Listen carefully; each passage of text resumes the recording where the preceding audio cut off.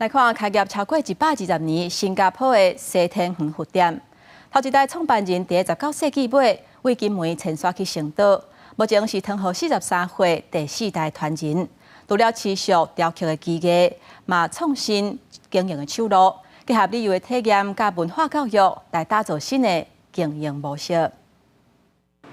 新加坡的西天园饭店外观正平凡，这间店有超过120年的历史。除了卖甲客制手雕佛像，也回收破损的雕像。第2代传人陈水莲已经92岁，拢是招魂的手，有关正流利。伊将上色的面粉纸磨做细线，伫鉛笔大细插壳顶悬细几啊链，佮将线粘伫木雕形象顶悬，用毛笔一笔一笔精准固定，做出的刺绣效果自然佮有路。18岁结婚，每天就看我先生做工啦，坐在身边看啦。作为新妇，陈水莲为到3工先生，到支持西天园半边天。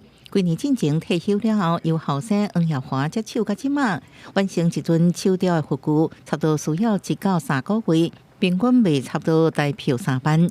受自动化生产技术的影响，机器生产的佛像费用无到1/10。佛像事业为全城走向路车，陈水莲感叹技艺失传的危机。知影孙仔黄志勇愿意继承，可以是真安慰。以后就传给他去做咯，一代一代传下去咯。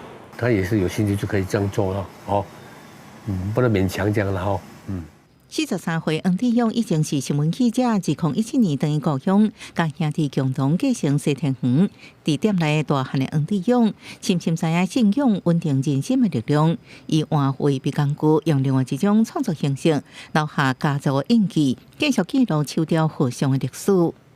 It was not something that I woke up and say, okay, I'm going to take over my grandma's shop. It was more like a nagging feeling at the back of my mind. Because the fact is that if you don't do anything, the shop dies. It's simple. 3代斗阵研究佛雕技艺同时，黄志勇也创新经营模式，甲大小平台合作推出佛雕课程体验，提供海内外游客有佛像雕刻的文化历程，同时开囡仔工作坊，互宗教文化传统向下卡定根，佛像历史用世代传承。We can find a system and a structure to make sure that this shop can carry on for another 100 years. We want to have that key person risk where we depend on the next generation. 公司新闻丁小芬评价。